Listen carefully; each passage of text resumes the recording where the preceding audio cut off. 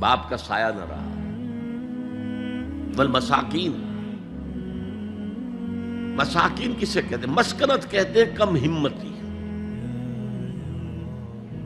آپ کو معلوم ہے آج کل ایک مرض کہلاتا ہے نیورستھینیا. آدمی دیکھنے میں ہٹا کٹا ہے، صحت مند ہے، لیکن اندر سے اس کی کوئی ہمت ایسے جواب دے گئی ہے کچھ کر ہی نہیں سکتا. وہ ہے مسکین. اسی لیے جو فرمایا گیا یہودیوں کے لیے ضربت علیہم الذلۃ والمسکنہ، ذلت کے معنی بھی کمزوری اور مسکنت کم ہمتی، ہمت ختم ہو گئی. تو جو اپنے پاؤں پر نہیں کھڑا رہ سکتا اس وجہ سے کہ اس میں وہ ہمت کم ہو گئی ہے، وہ بھی مستحق ہے. وابن السبیل، اور مسافر. پرانے زمانے میں آپ کو معلوم ہے نہ سرائیں تھیں، نہ کچھ اور تھا، نہ ہوٹل تھے. پھر اگر کہیں راستے میں چوری ہو گئی، ڈاکہ پڑ گیا، تو آدمی جو ہے گھر میں خود ہے، کفیل ہے، اچھا ہے. اس وقت کی حالت ایسی ہو گئی. ہمارے ہاں بیگرز نے اسی کو ایک بہت بڑا بہانہ بنایا ہوا، جی میں آیا تھا وہاں سے اور یہاں سے اور میری جیب کھٹ گئی، سب کچھ چلا گیا، اب مجھے واپس جانے کے لیے کرایہ چاہیے. اکثر و بیشتر جھوٹے کیسز ہوتے ہیں. اگر آپ کسی کو پکڑ لیں اور ساتھ لے کر کہیں تحقیق کراؤ تو وہ بھاگ جائے گا، پھر نہیں آئے گا اس مسجد میں. لیکن یہ کہ ابن السبیل یہ بھی ایک کھاتا ہے. والسائلین، یہ ذرا تفصیل طلب معاملہ ہے.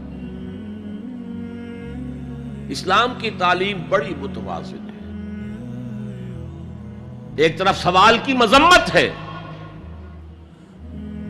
مت اپنا دستے سوال دراز کرو کسی کے سامنے. جو شخص ہاتھ پھیلاتا ہے مانگنے کے لیے، وہ اپنی عزت نفس کو ہتھیلی پر رکھ کر آپ کے سامنے پیش کر رہا ہے، اور آپ ٹھوکر مار دیتے ہیں اس کی عزت نفس کو. مانگو اللہ سے. اللہ کسی کے دل میں ڈالے تمہاری ضرورت پوری کر سکتا ہے، بغیر اس کے کہ تم کسی کے سامنے دستے سوال دراز کرو. تو سخت مذمت ہے. اور خاص طور پر بیگری جو ایک انسٹیٹیوشن بن گیا ہے، ایک پیشہ بن گیا ہے، وہ تو اسلام کی تعلیمات کے منافی ہے. اور جس طرح کی ہم خیرات بانٹتے ہیں، 5 روپے کا نوٹ دے رہے ہیں مانگنے والوں کو مسجدوں کے باہر، سمجھ رہے ہیں ہم نے حاتم طائی کی خبر کو لات مار دی، حالانکہ حقیقت میں آپ انسٹیٹیوشن آف بیگری کو سپورٹ کر رہے ہیں. کسی ایک کو لے لو، آؤ چلو مجھے اپنا گھر دکھاؤ، مجھے بتاؤ تم واقعی اس قابل ہو یا نہیں ہو، اور پھر اس کی مدد کریں، لمسم کریں. پھر وہ 5 روپے نہیں ایسی دیں کہ وہ کچھ اپنے پاؤں پر کھڑا ہو سکے. میں نے 1 روپیہ نہیں کہا، کہ 1 روپیہ تو اب کوئی شے نہیں رہی، لیکن یہ کہ 5 روپے کا نوٹ بھی آپ نے تقسیم کرنے شروع کر دیے، یہ کیا ہے؟ والسائلین وفی الرقاب. لیکن دوسری طرف سائل کو جھڑکنا نہیں ہے. ولا اما سائل فلا تنہر، جھڑکو نہیں. اچھا بھائی نہیں، معاف کرو، میرے پاس اس وقت آپ کی مدد کے لیے کچھ نہیں ہے، میں کچھ نہیں کر سکتا. تو ان دونوں کے درمیان اصل میں معاملہ ہونا چاہیے. بلکہ یہاں تک بھی فرمایا سائل کو ضرور دو، چاہے وہ گھوڑے پر سوار ہو کر تمہارے دروازے پہ آیا. کیا پتا اس کی واقعی الجھن کیا ہے.